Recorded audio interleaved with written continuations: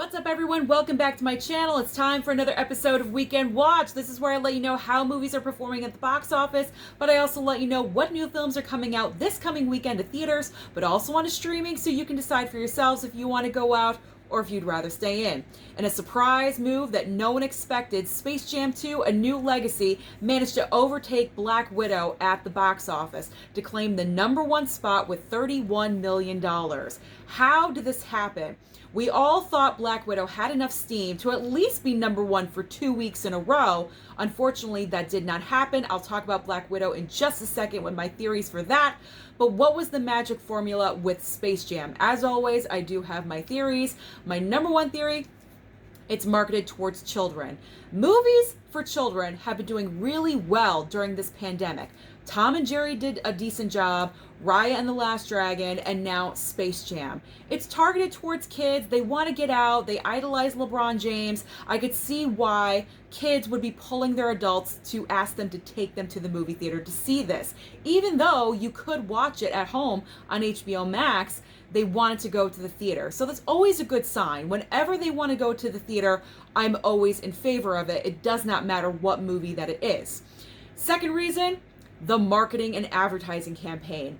Warner Brothers, as we know, loves to market, and this movie is all about Warner Brothers. If you've seen Space Jam 2, you know it. It's literally all over the place. And they love to talk about themselves. They love to hype themselves up. So the advertising and the marketing was definitely out there.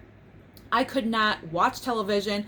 I could not go into a store without seeing something with Space Jam, something with the Looney Tunes on it. So that is reason #2. And then my third reason is LeBron James. He has such a big social media following: Twitter, Instagram, Facebook. You have other celebrities endorsing this film for him. So all of those elements combined, I think, really just clicked this past weekend. And because Black Widow has its own circumstances, that's what gave it the edge for Space Jam to get into the #1 spot.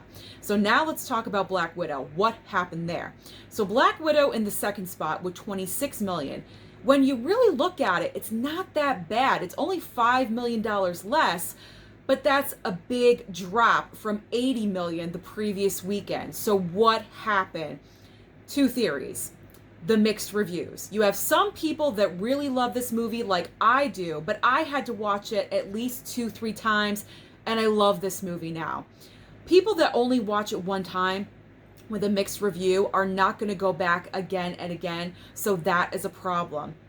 And then you have the Disney Plus Premiere Access. I think this was a major falter in the second weekend, because those people that did want to watch it again, maybe they didn't want to go to the movie theater and they said, you know what, we can just get it at home with a click of a button, so we're going to do that instead.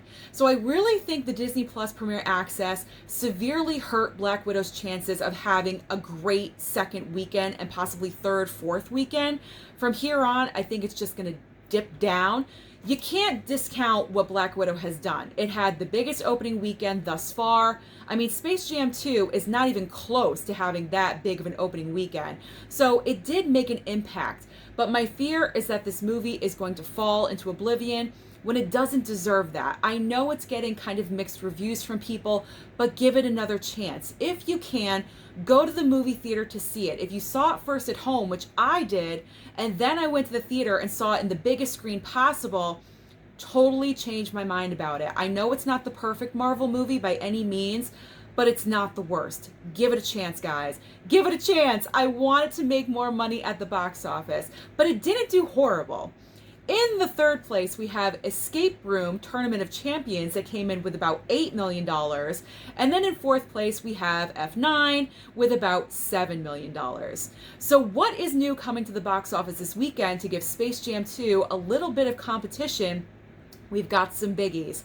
Snake Eyes, and also M. Night Shyamalan's movie, Old. This is a very highly anticipated movie, so I'm really wondering what is going to be the outcome of next week when I am sitting here, because you have a big blockbuster with Snake Eyes, action movie, you have Space Jam, a kids movie, and then you have a horror movie with Old. So it's going to be very, very exciting for us box office people to analyze where are audiences going? Where are they targeting? So I can't wait to see what movie is going to come out on top at number one.